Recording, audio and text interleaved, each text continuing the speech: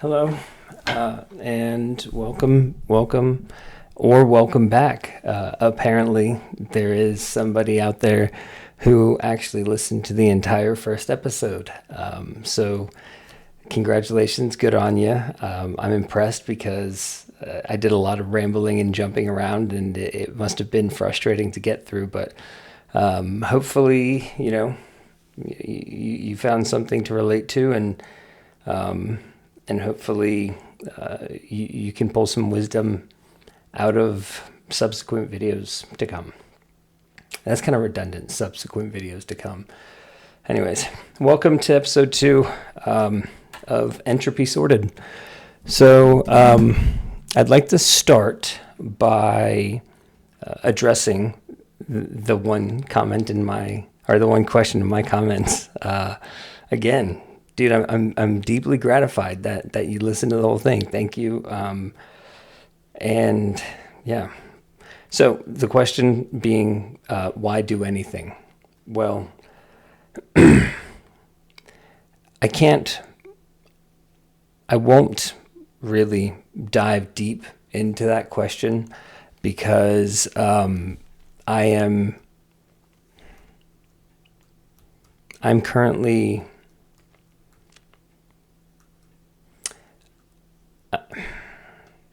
it's tricky. It's tricky, but I will say this: if you are looking for philosophical thoughts on that particular question, why do anything? I would recommend you check out Kant. Hold on, Kant, like not C-A, K-A-N-T, Immanuel Kant. I would recommend you check out Immanuel Kant if you're looking for like philosophical thoughts on why do anything. But I would also recommend that you try asking that same question to God. And I didn't really discuss God much in the last podcast or last episode. And I'm not going to dive too much into God and spirituality in this one either. And probably not in subsequent episodes as well. But I expect that by the end of 2025, I'll have plenty to say on the subject. But right now, I believe that right now God is actually working on me. And so for the moment, I am just going to keep my focus on, following the course that's charted out for me, rather than trying to, make sense of it all so that I can share it with other people. So yeah, I'm just going to kind of avoid that for now. Anyways, let's see. So what to talk about? I know where to start. I had said in the previous episode that I was going to do an episode every day, and then I didn't do one yesterday, right? And so I just wanted to point out, here is an example of why I need to change, right? Like, again, I said it before, like I've got absolutely no discipline. And last night I came home and I didn't feel like doing my podcast first. I felt like practicing guitar and then hanging out and relaxing. And so I just didn't get it done. And I think that the first step to developing discipline is caring, right? Like, so it is important to me that I care that I didn't do the podcast last night. Really, in the grand scheme of things, is it that big a deal? No. Really, is it worth stressing myself out and like losing my peace of mind over it? No. And so I won't take it that far. However, I did, set the goal to do that. And I did,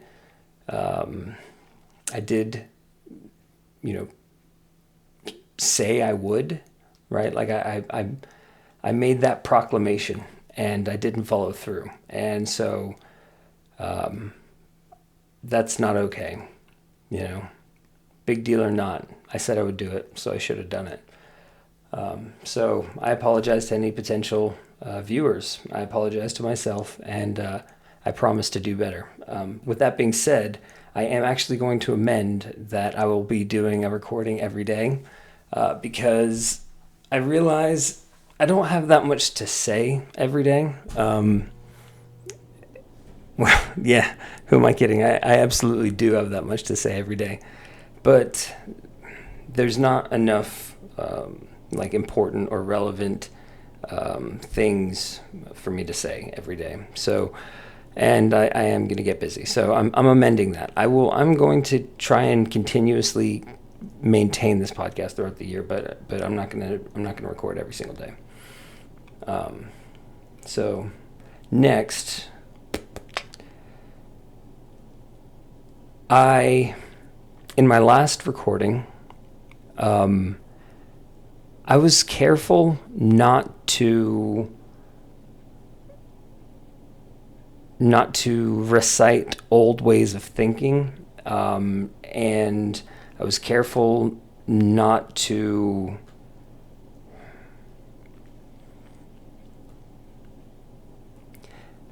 I've learned a lot about,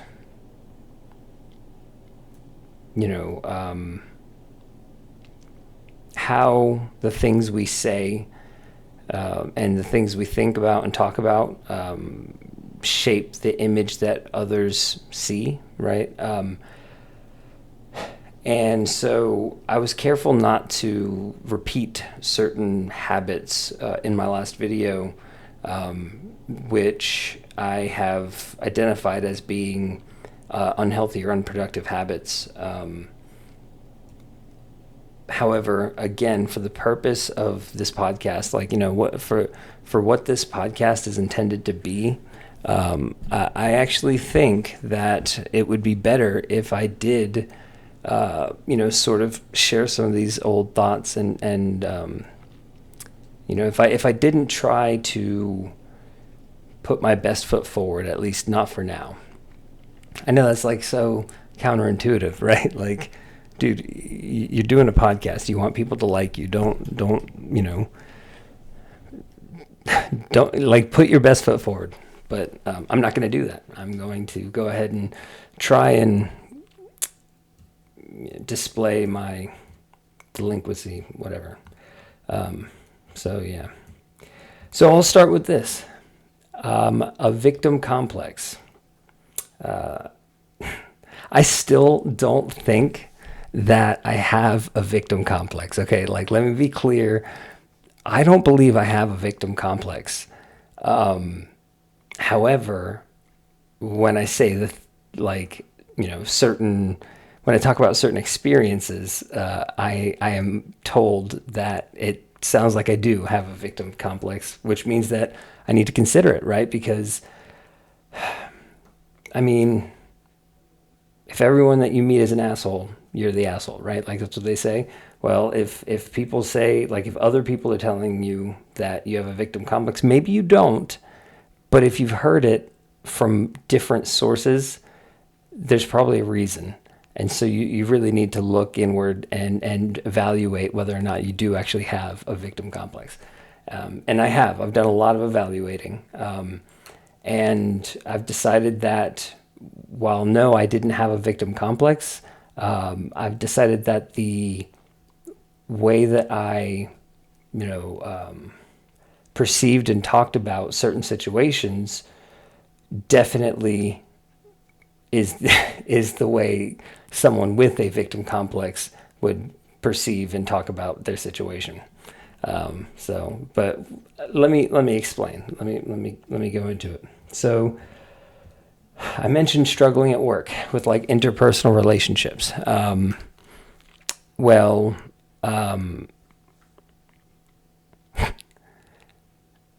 At my last job, for example,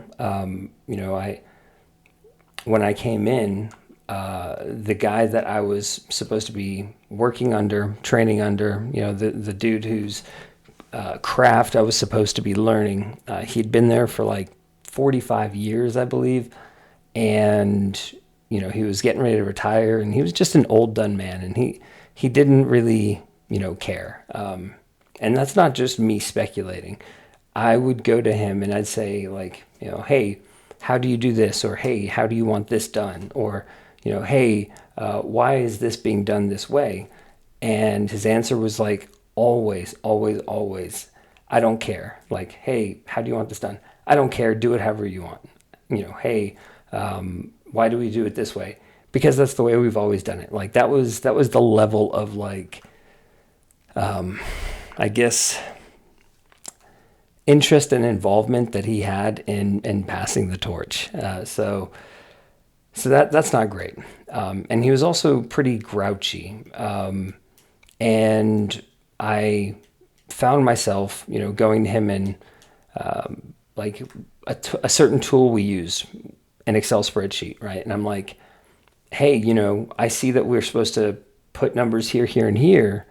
And then we get an answer, right? But what are the factors going into that answer? Why is that answer what it is? Like, how is this all being calculated? And like, I was asking all these questions because I wanted to fundamentally, truly understand what it was that we were doing and why. That way, if there were ever problems or special circumstances, I would be able to adapt and respond effectively, right? Which you can't do if you don't understand the underlying mechanisms. But he perceived all these questions as like, just like sort of naggy, nosy, maybe like know-it-all, which I don't know how the know-it-all thing came about, because I was asking questions seeking to understand, but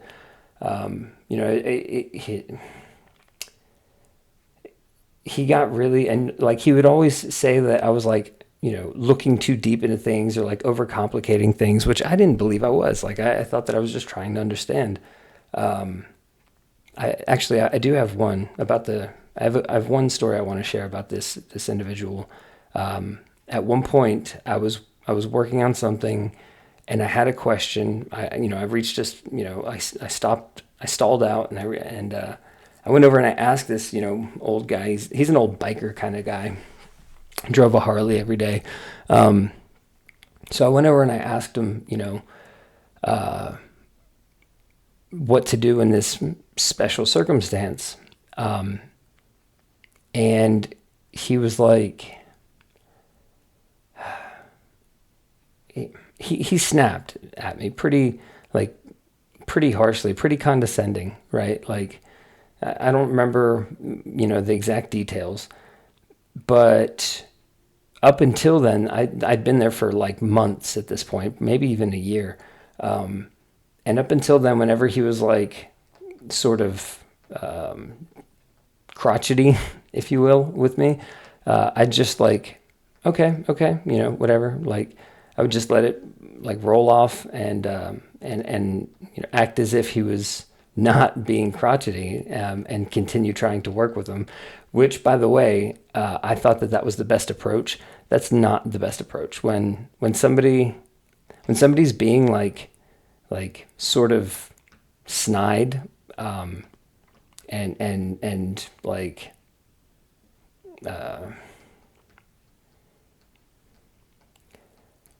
just kind of hostile, right? If you act as if they're not and just continue to talk to them like as if they were, a willing participant in the conversation, it actually upsets them even more than whatever they were default upset about, and just further instills the resentment. And I thought that if I just ignore like the like if I just ignore all the bitterness or like the just the nonsense, right? And I just keep talking to him and asking the questions I need to ask, as if I'm unfazed. I thought that like maybe I would get answers better that way. But I think that if I had openly sort of like, if I had let him know that I recognized that he didn't want to talk to me, and backed off, I think I probably would have gone a little bit further with this individual. But anyway, so he snapped at me one time, and so for the first time after being there almost a year, I was like, well, you know what? You don't have to be a dick about it. Like I'm trying to do my job and I'm trying to learn, right? And so then I stormed off, feeling all angry and self-righteous. And this old dude took a break, took his lunch, went out to the store, bought 2 candy bars, came back, pulled up a chair next to me, and gave me the candy bar and was like, I shouldn't have snapped at you that way. I'm sorry. And then he gave me, and then he just sat next to me and ate his candy bar while I ate mine. Like, what just happened? But that actually had a huge impact on me. In fact, like I thought, like that was an incredibly powerful moment for me, because I was like, wow, like this old crotchety man, right, who really wants nothing to do with me. He just wants to come in, get his job done, and go home until he retires. And like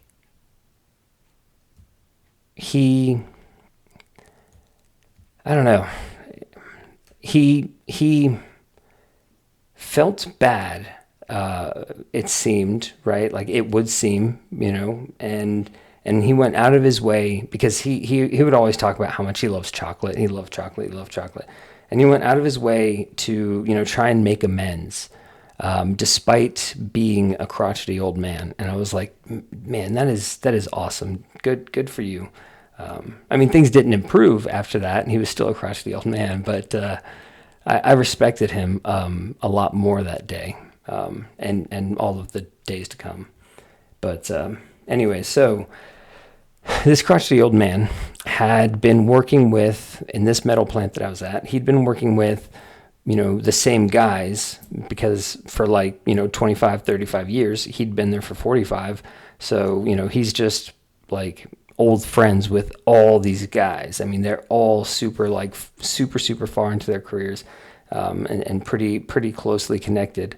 And I did not, like I said, I didn't do a good job of winning, the older engineer over, or ingratiating myself to him.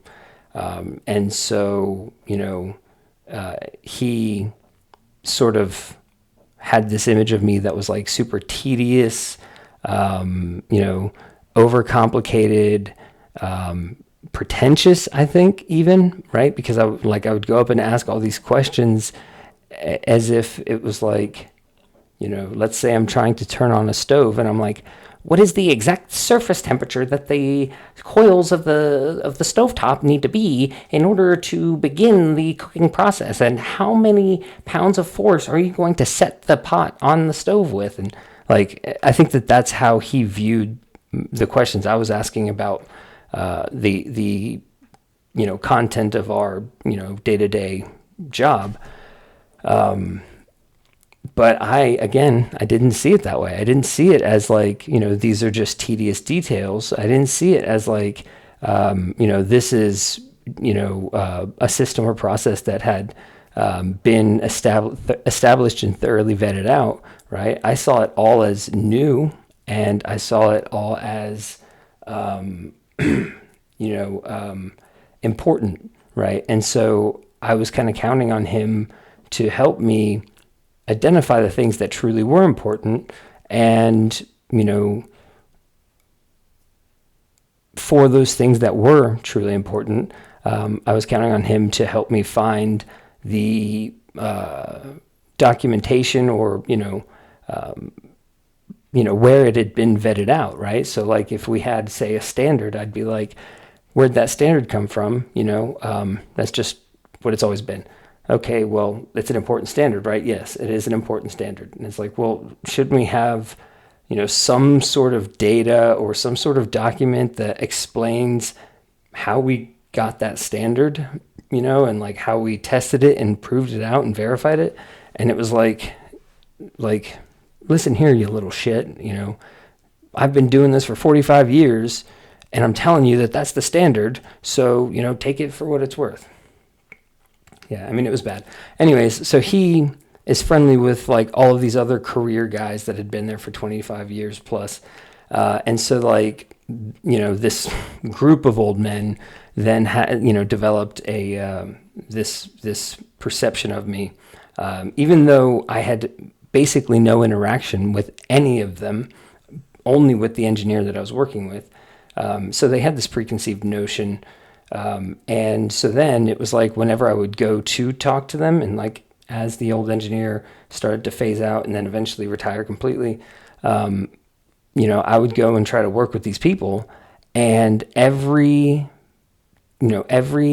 question, every suggestion, just everything I said and everything I did, they were already looking at me like you're doing too much, like this is the most. You need to, here comes Robert on his bullshit kind of deal. And again, I kept thinking, okay, just ignore it and act like, that attitude or opinion isn't there, right? Just because, I'm not personally offended by it. I don't care about like what these people think about me personally, but it is important professionally because I have to work with them and I have to get things done. So, they would I would come in and I'd ask a question, and then, they would give me this sort of patronizing or like frustrated, exacerbated type of answer. And then I would just continue to maintain my sincere interest. Like, oh, you don't say, like, hey, why do we do this? Well, we do blah, blah, blah. And I'm like, oh, that's interesting. Okay. So what about this? And again, still did not work, right? Like maintaining a positive and ineffective attitude in the face of exacerbated or frustrated. I don't know how to describe it, but yeah, it does not seem to work. So that's low EQ. Do not follow that example. Learn from my example, because I only managed to reinforce this preconceived notion. It was almost as if the more that I tried to prove that, hey, this image of me that you guys have, from talking to this, old man, like, who's gone now, like, that's not true, right? Like, I'm willing to work with you. I'm willing, I'm willing to listen and learn. And, I really don't think that I know it all. And, but like, yeah, the more I tried to like overcome that sort of stigma, and the more I tried to like prove myself, well, that backfired too, because instead of, people recognizing like, oh, okay, so like, he is very much open to like listening to what I have to say, and he is very much open to like learning and incorporating the information that I provide, to him. It was more of like, this guy's trying so hard. Like I did. And to be fair, I think that I definitely probably did come across as a try hard, like I definitely did come across as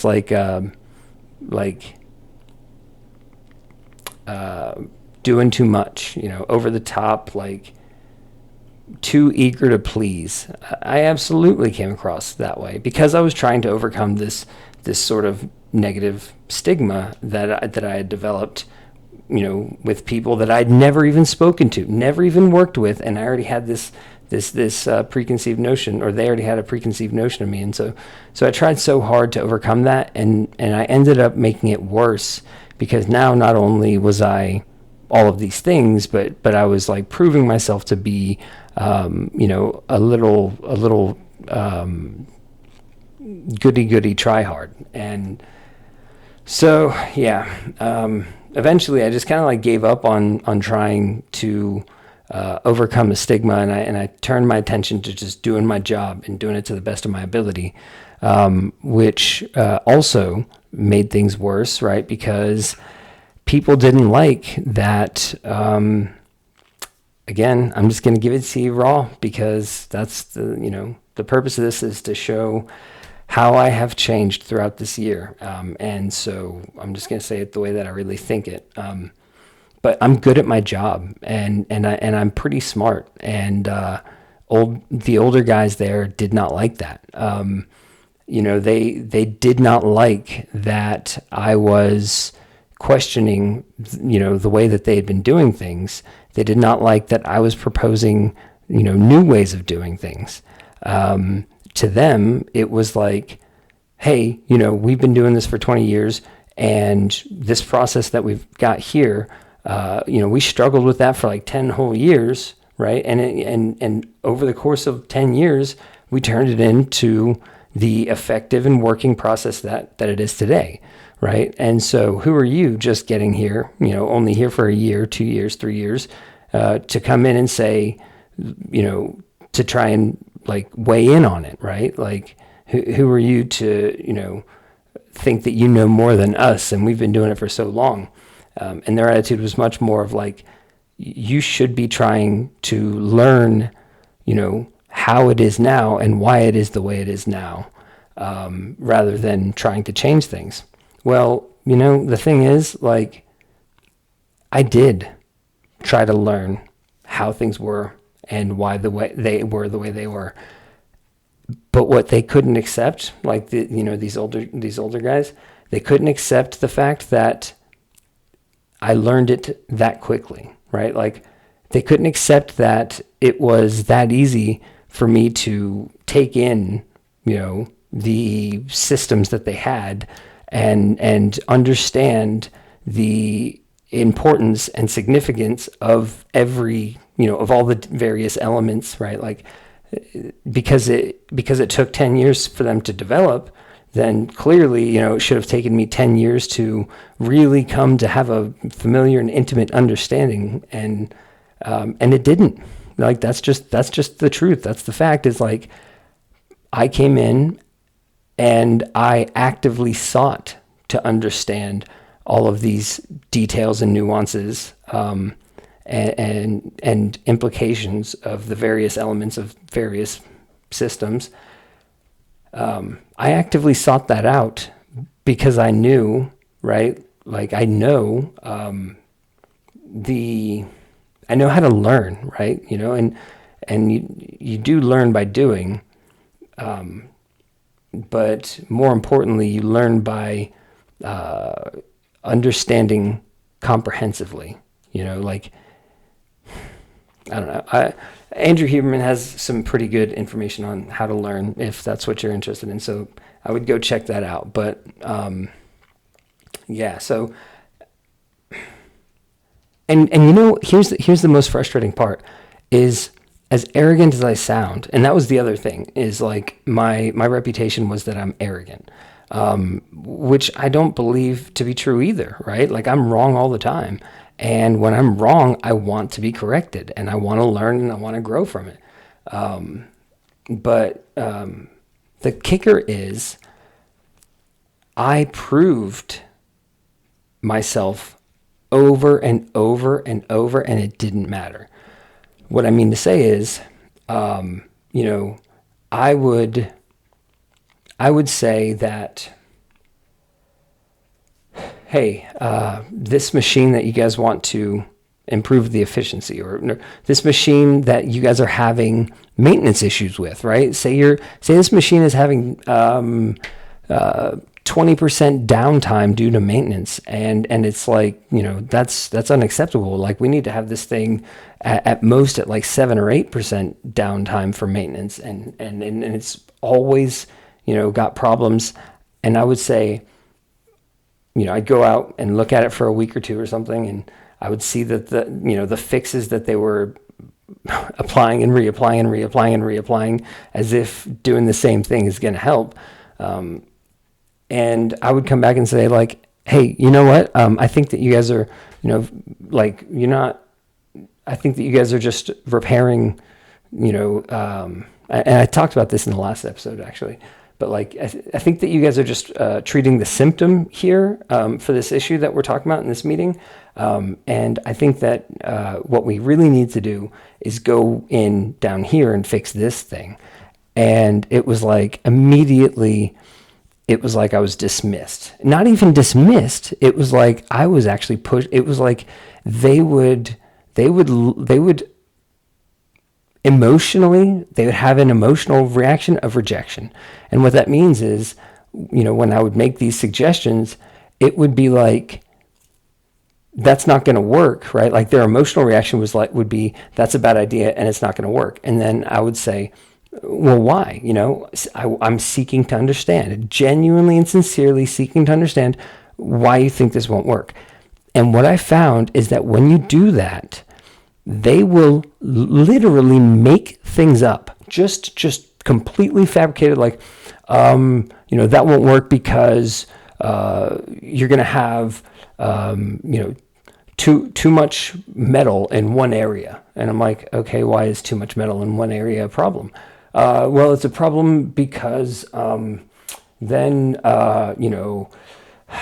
the Earth's gravitational pull will affect that part of the machine differently. And it's like, are you serious? Like, you're making this shit up. And I have actually had instances where I would suggest something, and this happened at my new job even. And recently, as recently as like a month and a half ago, like I'll ask a question, I'll say, what about this concept? And it was like the reaction was like, absolutely not. That is not good. That is the wrong idea, And I'm like, okay, I accept that. Now I'd like to understand why. So, why do you say that that's a bad idea? And they would say, because this, and this. And I would say, interesting. So, to overcome this, and this, what do you do? Or like, what are the implications of this? What are the implications of that? And I would seek to understand. And just a month and a half ago, I suggested an idea, and he's like, an individual said, no, that's a terrible idea. We don't want to do it that way. Have you considered all of these factors and reasons why that's a terrible idea? And this alternative idea over here is the superior idea for these reasons. And I'm like, okay, like I accept, you're the one who's been here for 35 years, and you say that bad idea, good idea. So I accept that, but like I'd like to understand a little more, because at the moment I don't fully understand why this idea is better than this idea. And the individual was like, okay, he indulged me. And I didn't ask leading questions. I asked questions, again, purely to understand. And what he ended up doing is saying, well, this is the problem statement. This is, these are the different mechanisms, this is this, this is this, this is this. And as he explained, all of the answers to the questions that I had, the very last, like it literally ended with, how did he, I had asked,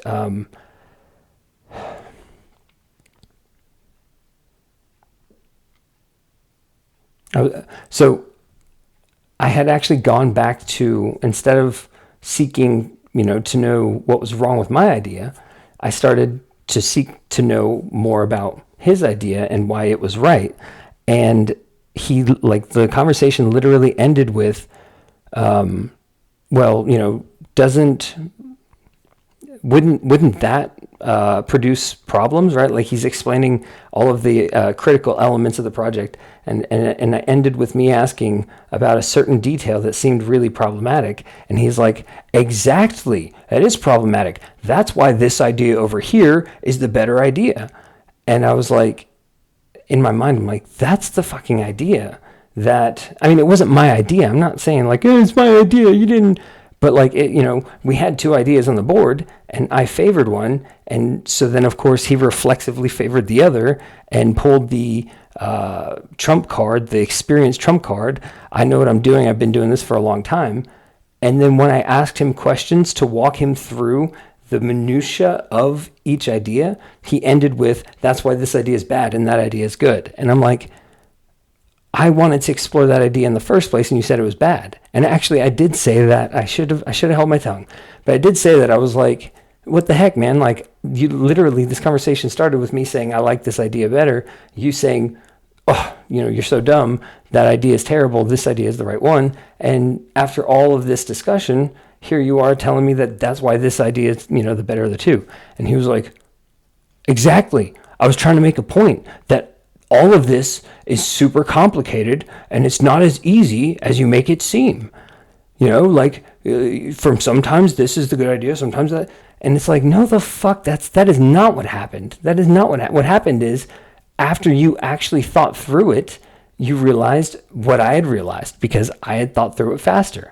Bad idea, bad way of viewing it, right? Because that's where I get this impression of being arrogant. But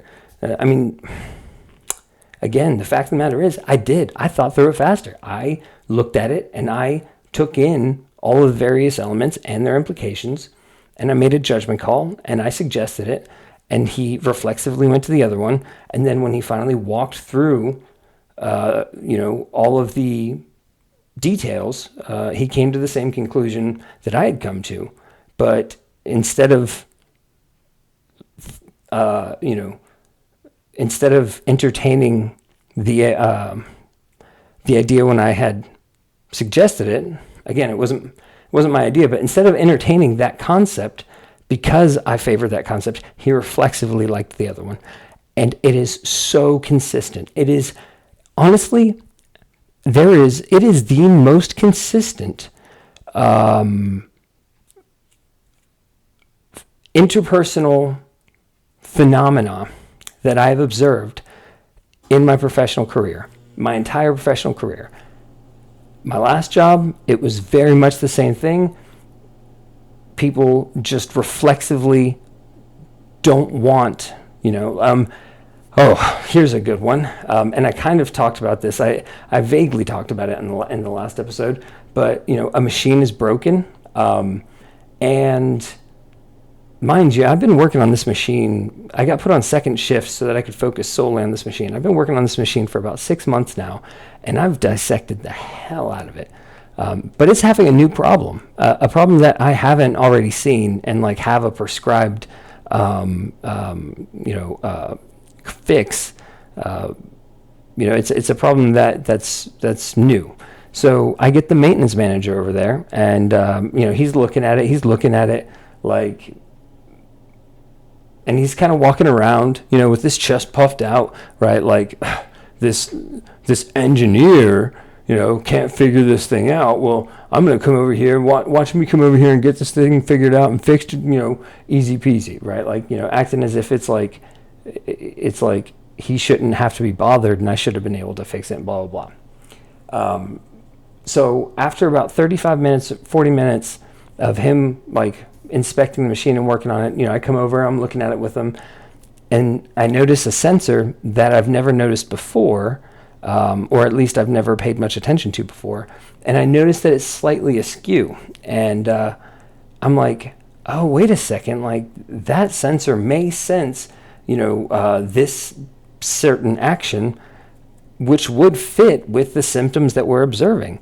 And so I'm like, hey, do you think it's that sensor that's kind of crooked? And he's like, no, that's not it. And I'm like, well, are you sure? And he's like, yeah, that sensor is completely unrelated. That's not going to be the problem. And I'm like, okay, what does that sensor do? And he's like, what that sensor does, and he gives me a very detailed and elaborate description of what that sensor does, right? And I'm thinking it appears to me that that's not what that sensor does. It appears to me that sensor senses this. But I didn't say that. I was just like, oh, okay, thanks for the information. Thanks for the knowledge, right? I just thanked him sincerely, right?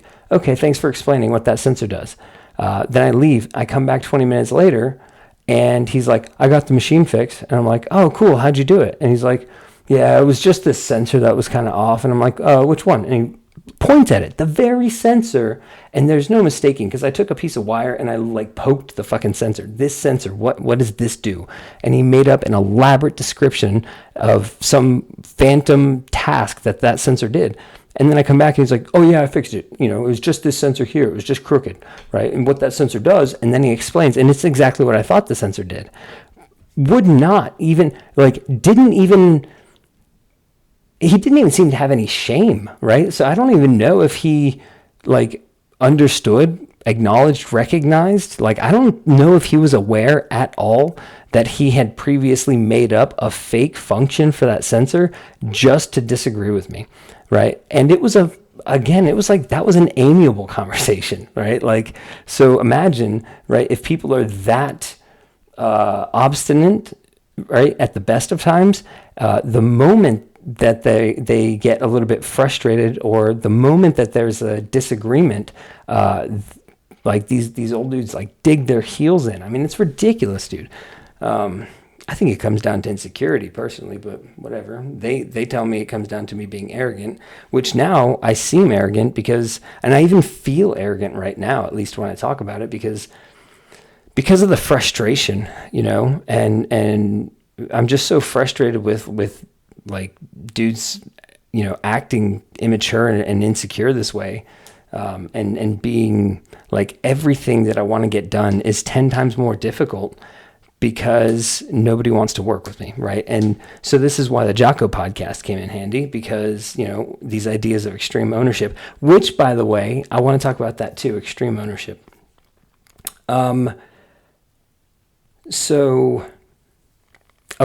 But before I get to extreme ownership, so clearly some leadership, guidance and development was needed in my life, right?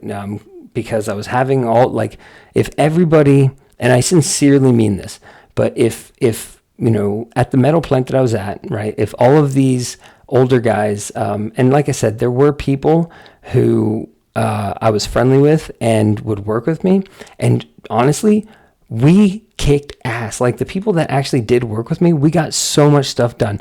Louisa, but then again, Louisa's also just a beast. If you ever hear this, Louisa, she's just a beast anyways. But because Louisa was actually like open to listening to the things that I would say, and like understanding what it was that I was saying and why, and, because she didn't seem to be insecure, it seemed like we got so much stuff done, and I loved working with Louisa, but I digress.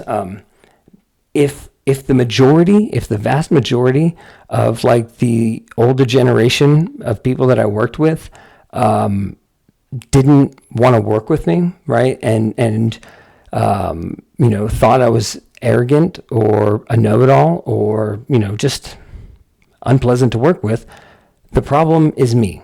I know that to be true. Truth be told, I've listened to all of the podcasts. I've listened to all of Jocko's podcasts. I've listened to Underground. I read Leadership. I've read like one of Jocko's books on leadership. And to be honest, and I'm a little disappointed with myself, but sadly, I still don't understand, what it is, right? Like, I know that if the vast majority of these older guys say I'm the problem and don't want to work with me, I know that I'm the problem because I'm the common factor here, right? And in fact, the fact that my new job, I went to a new place and I'm still having, some of the same issues.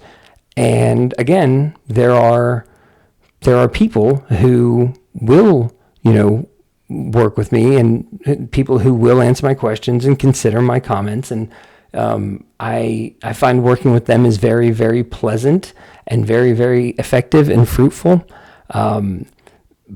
But, the majority are reflexively obstinate and have a negative emotional reaction just from me walking into the room. I'll tell you a story about that happened.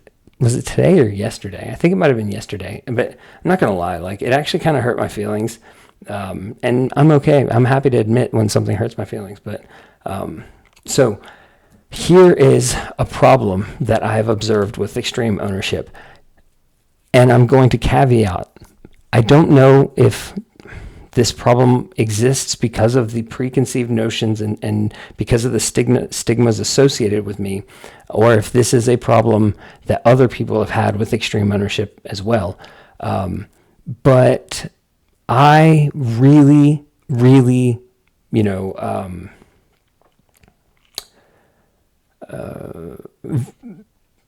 prioritize. I really, really strive to demonstrate extreme ownership in my professional career and in my work, my personal life. It's just that in my personal life, even though I take ownership of my faults, I don't do anything about it, which is why my self-esteem went down, which is why I became stagnant. But God is lifting me up right now Anyway, so back to work. When you take complete extreme ownership, the other possibility, right? Jocko would say that taking extreme ownership, leads to an improvement in your interpersonal relationships at work, right? Improvement to productivity, right? Like he would say that it leads to betterment, growth. But the other possibility is it leads to a scapegoat. So what I mean is, let's say I'm working with Billy Joe, and I say, send an email, and I say, hey, Billy Joe, I need this done. And I state very clearly and explicitly exactly what I need done and how, right? And then Billy Joe gets it wrong, and I'm like, you know what, like, that's probably my fault. I probably could have also included a diagram, and then you would have had a visual to go with it, and maybe there would have been less confusion, right? And so now in Billy Joe's mind, the very first time, it's like, no, you know what? I actually dropped the ball on this one, but he's extending me grace, right? But the second time and the third time, that things happen, and I'm like, you know what? I'm going to take ownership of this because there is something that I could have done to prevent this, right? Like, it may not have been my fault. I may have fulfilled my responsibilities, but I could have done something differently or helped in some way. And what it leads to is people thinking like, man, Robert messes up a lot, right? Because all of the other people in that environment, when they make a mistake, instead of taking ownership, they try to discreetly fix it or get it corrected without anybody finding out that there was ever a mistake. Or they try to place the blame on somebody else, or they try to act as if they had no idea that there was a mistake in the first place. But like, anything other than owning the fact that they made a mistake, right? And so when nobody is owning up to making any mistakes except me, and I'm the only person that's like, I made a mistake, or, hey, I'll take ownership of that. And pretty soon people are like, oh, Robert's always messing up, things go wrong all the time. Like, you're never going to have a perfect system. It is impossible to have a perfect system. There are going to be mistakes. There are going to be setbacks. There are going to be, failures, right? That will never change for any industry. Okay.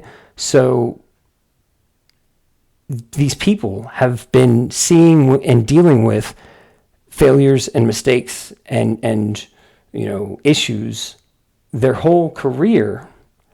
But all of a sudden, now that I'm like openly taking ownership of certain mistakes and I'm openly acknowledging my mistakes, it's like, man, that Robert guy, he makes a lot of mistakes. And so now it's like everything I do, they're like, there's like, Robert's got a problem.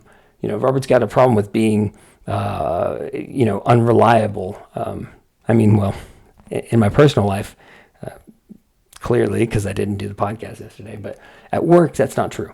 But yeah, it's like, so extreme ownership can backfire. When you start taking ownership, even if you get it corrected every time, when you start taking ownership, it gets to the point where, when you try to take ownership for something, people will roll their eyes like, Robert messed this up again. And it's like, things that I had absolutely no control over, because I wasn't involved in the project. But like, had I set up a certain infrastructure before this project, then that it could have been prevented. You know what I mean? And then all of a sudden it's like, well, then why didn't you have that infrastructure set up? And I'm like, well, I didn't foresee this failure. But now that I foresee this failure, I know that this type of infrastructure can prevent it from happening. But what I'm not saying is, however, if it was installed correctly in the first place, then this type of infrastructure wouldn't be required, right? Like, if you had done your job right, I'm not saying these kinds of things, but like, I would have the grounds to say things like, if you had done your job right, then this failure would never have happened, right? But I don't, like, and it's not like I have that on my heart, and that's what I want to say, and I'm just not saying it, because then it would be written on my forehead, like Jocko says, like, truthfully, it would be written on my forehead, and people would sense that. But no, I sincerely am like, hey, I'm going to take ownership of this one. And because I'm sincerely taking ownership, everybody's all too happy to say, yep, Robert's fault. And, then I have another negative stigma of being the guy that makes mistakes. Sorry. Yeah, clearly I've had some frustrations. I didn't mean for this whole episode to be about these work frustrations, but the important thing, though, is I really want to reinforce that I do understand and recognize that if the majority of these guys I was working with in my last job found me hard or unpleasant to work with, that I'm the problem. And that is further proved by the fact that the majority of the older, career guys, like the 35-year guys at my new job, the fact that the majority of them also, don't want to work with me, reinforces that I am the problem. And I'm trying to figure out what it is that I'm doing that is so unpleasant and or abrasive. And like I said, I've listened to all the podcasts. I've even read one of Jocko's books, and there's a lot of valuable wisdom in the podcasts and in the book. Wisdom that has been profoundly impactful and beneficial, towards my career. But none of the elements or information that Jocko has been able to supply seems to, because I've honestly and sincerely tried to incorporate like every concept, like, okay, maybe this one is the problem. Maybe this is what I need to do different. Like every time Jocko puts out a new podcast, I'm going to try that. I'm going to try that at work now. And I'm going to sincerely try it, and I'm going to stick with it too. And it's made me a better man. And so Jocko, I'm thankful for all the wisdom that you've imparted. But I still haven't figured out what it is about me that is just so, I don't know. I mean, and what's interesting is when you hear like the 80% of people and what they think about me and how they feel about me, and then you talk to the 20% who do like working with me, to hear how vastly different the feedback from both sides, it's kind of interesting. It seems like there's no middle ground when it comes to working with me. There's no middle ground. It's like you either absolutely hate it or you absolutely love it. So that's weird too. But anyways, I'm learning, I'm growing, I'm getting better. I'm trying to humble myself. If I am too cocky or too arrogant, but see, here's one thing I don't want to do. I don't want, if I know something to be true, right? Reasonably so. Like if,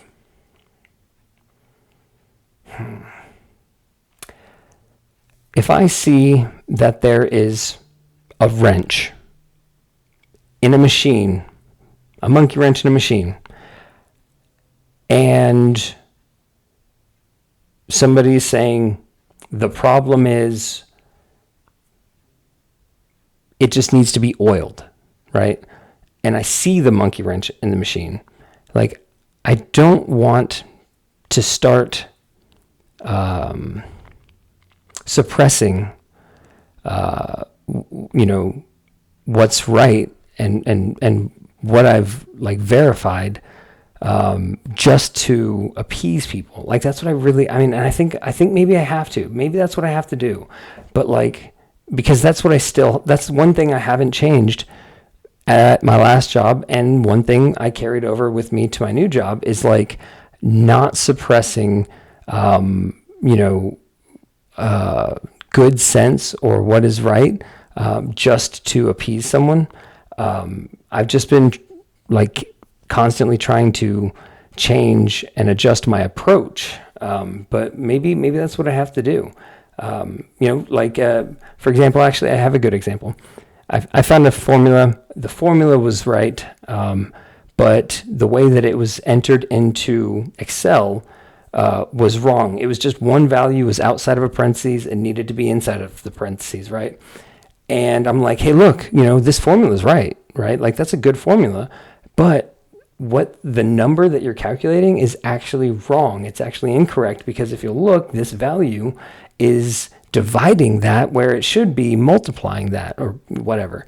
Actually, it was the other way around. This value is actually, a multiplier when it should be inside the parentheses and be a divider. So it's actually having an inverse effect. And here's the original formula that you guys developed, saying that what I'm telling you is true, right? That did not go over well. I think my approach was good. I came at it from like a place of like, hey, what is this formula? What does it do? How did you guys get it? Okay, I'm trying to learn. And hey, so when you calculate it, this number should be dividing. Like, I tried to do it in the indirect way, but once it got down to, oh, well, wait a second, doesn't this number should be dividing then, right? Like, as soon as it got down to me actually like identifying a problem, it was immediately like, okay, like now I know what you're doing. You're trying to change things again. And it's like, are you kidding me? Like, it's just wrong. Like, I didn't say that. Again, I tried the indirect approach, but it's just wrong. So, but yeah, like, I don't want to suppress progress or improvements, or possibilities of improvement, simply to appease people. But I think that that's what I need to do. So hopefully by the end of 2025, I'll have a better assessment. If you have problems like this, hopefully I'll have better feedback for you. But at the moment, I think that what I need to do is, even when the people with 30 plus years of experience are objectively wrong, I need to keep my mouth shut, head down, and eyes forward. And I need to stop calling attention to it, because I'm doing it from a place of helpfulness, because I want the team to succeed and I want the team to be better all the time.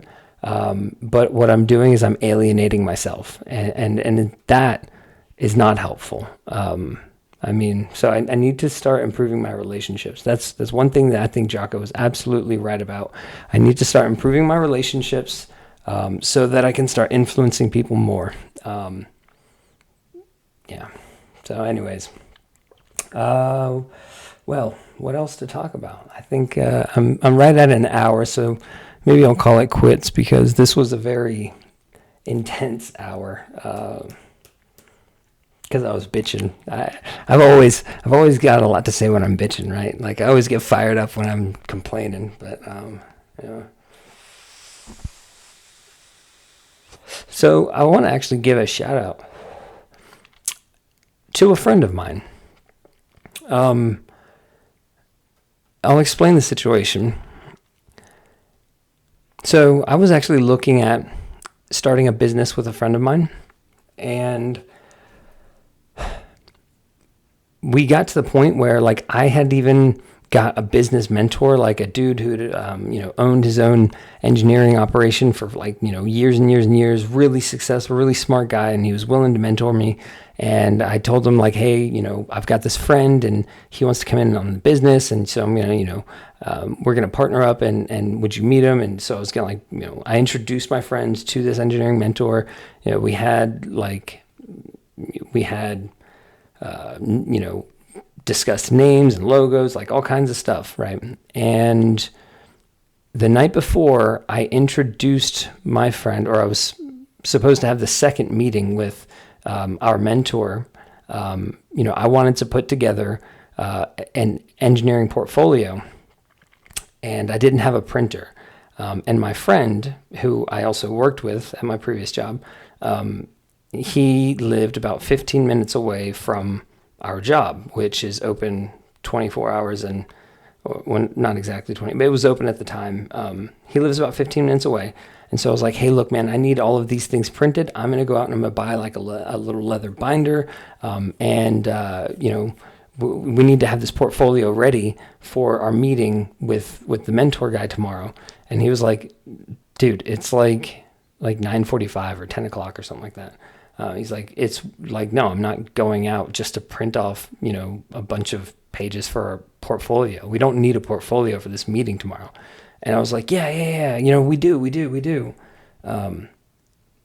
Well, it escalated to the point where like we didn't fall out as friends, but like we both just said like, you know what, we want different things in business. And it's probably for the best that we don't go into business together. We maintain contact and friendship, though. Again, no hard feelings or anything. But I'm telling you this story because I think that this is a good life lesson set by him. So he recently texted me and said that, hey, man, I was looking into some, business literature. And I realized that, presenting a good image and putting your best foot forward and basically going hard the way that you were, like trying to put this portfolio together, right? Like that is the right attitude to have. And I wasn't mature enough at the time to recognize that. And I just wanted to say, I'm sorry. Like, bro, that's awesome. I didn't bear any like ill will. Like I wasn't upset. I didn't feel like he needed to apologize. Like I understood, it was late at night. And to him, that didn't seem like a priority.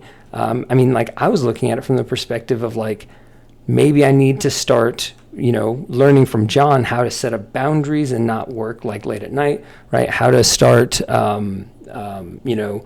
focusing my efforts deliberately rather than just always going hard. Like I was trying to learn from him from that encounter.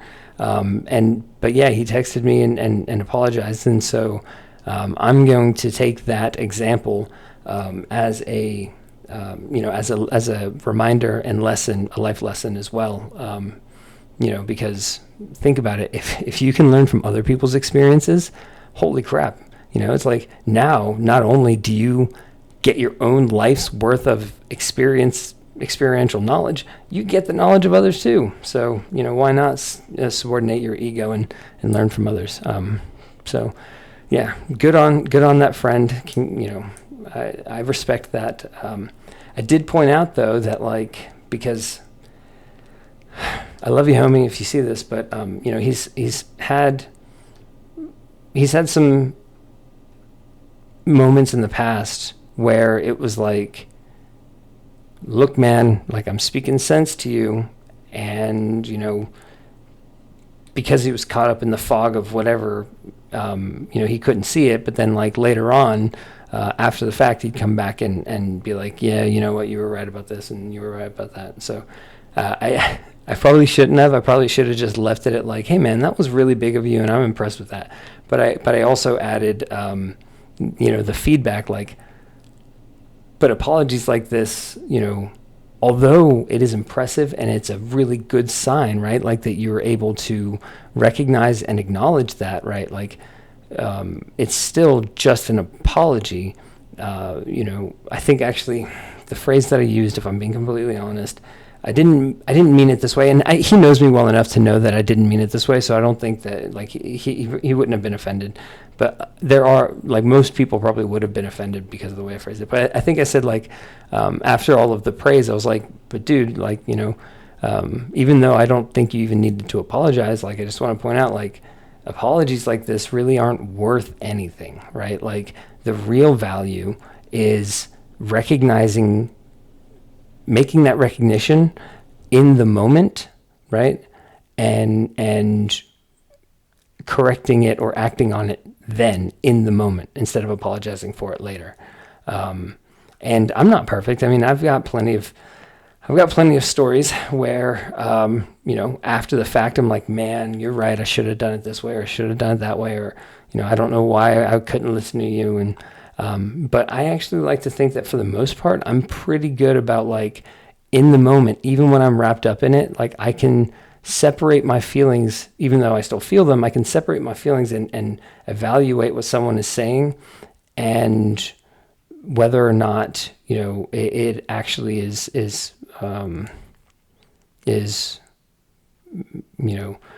correct or better or whatever. And even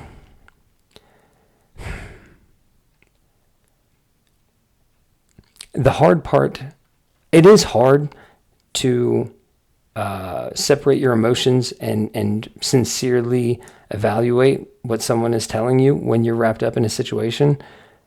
But it's harder to, once you've acknowledged, like, yes, they're right, but while you're still feeling those feelings and while you're still in that situation, it's harder to act on it. Like, it is so much harder. Like, I mean, let's say I'm pissed off about something and I want to address, I want to confront a person this way. And, my friend says, like, hey, don't confront that person that way, right? What you need to do is approach it this way. And I'm like, when I evaluate his suggestion, it would be much more effective, to do it his way. But while you're still heated, it's like, I don't care if it's more effective. You cut off your nose to spite your face. I don't care if that, I don't care if that's going to be a more effective manner. Like, this is the manner that it needs to be because, I'm fired up. It's much harder. And the sad thing is, most people don't even reach the level of being able to acknowledge, the wisdom of an opposing suggestion when they're in the moment. Like, most people, their minds are closed off completely, right? So the first step is opening your mind up when you're in the heat of the moment, opening your mind up and evaluating and considering alternative ideas and points of view. That is the first step, and it is incredibly hard to make that, to open that door, right? It's hard to, but once it's open, it's easy from then on out. Then the difficult part comes down to subordinating your ego, which isn't even actually, in my opinion, subordinating your ego isn't even super hard. It's setting aside your emotions, because I have a really, really, really hard time suppressing my emotions, which isn't and wouldn't be normally a problem, because my normal emotional state, like in terms of like working with somebody, is like positive, optimistic, like, because, hey, we don't have a solution for this problem yet. We haven't had a solution for this problem in 20 years.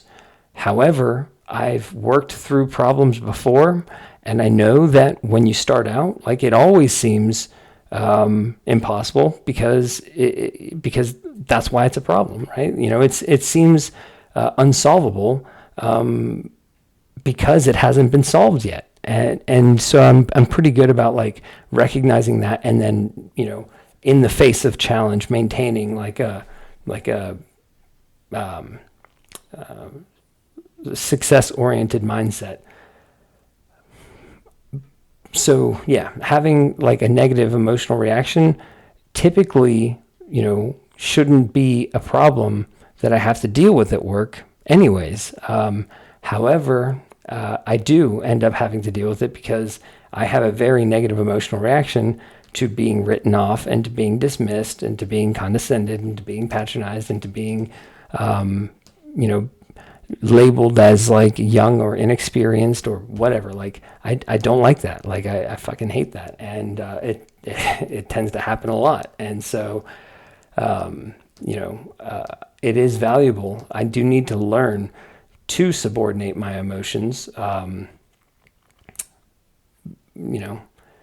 even though, like, I might think to myself, like, why should I subordinate my emotions when I wouldn't have to subordinate my emotions if these guys weren't being dicks? It's like, look, man, you can't control those people. But anyways, okay.